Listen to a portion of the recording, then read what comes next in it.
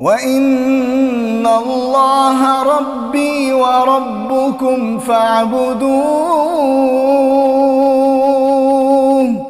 وإن الله ربي وربكم فاعبدوه. أعوذ بالله من الشيطان الرجيم.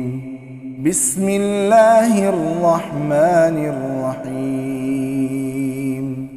واذكر في الكتاب مريم إذ انتبذت من أهلها مكانا شرقيا فاتخذت من دونهم حجابا فأرسلنا إليها روحنا فتمثل لها بشرا سويا. قالت إني أعوذ بالرحمن منك إن كنت تقيا. قال إنما أنا رسول ربك لأهب لك غلاما زكيا. قالت أنى يكون لي غلام ولم يمسسني بشر ولم أك بغيا.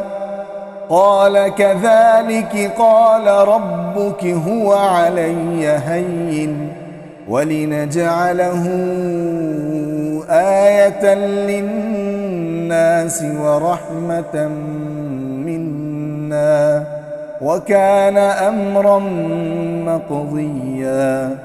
فحملته فانتبذت به مكانا قصيا فأجاءها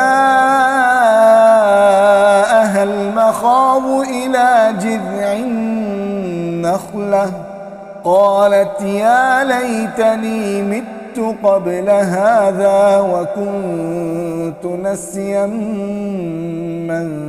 منسيا. فناداها من تحتها ألا تحزني قد جعل ربك تحتك سريا وهزي إليك بجذع النخلة تساقط عليك رطبا جنيا. فكلي واشربي وقري عينا فإما ترين من البشر أحدا فقولي إني نذرت للرحمن صوما فلن أكلم اليوم إنسيا. فأتت به قومها تحمله قالوا يا مريم لقد جئت شيئا فريا. يا أخت هارون ما كان أبوك امرأ سوء وما كانت أمك بغيا. فأشارت إليه قالوا كيف نكلم من كان في المهد صبيا. قال إني عبد الله آتاني الكتاب وجعلني نبيا وجعلني مباركا أينما كنت وأوصاني بالصلاة والزكاة ما دمت حيا وبرا بوالدتي ولم يجعلني جبارا شقيا. والسلام علي يوم ولدت ويوم أموت ويوم أبعث حيا. ذلك عيسى ابن مريم قول الحق الذي فيه يمترون.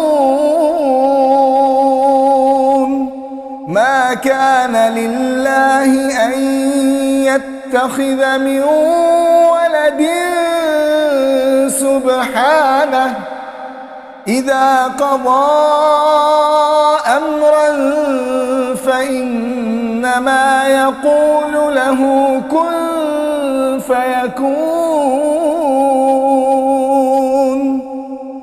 وإن الله ربي وربكم فاعبدوه وإن الله ربي وربكم فاعبدوه هذا صراط مستقيم.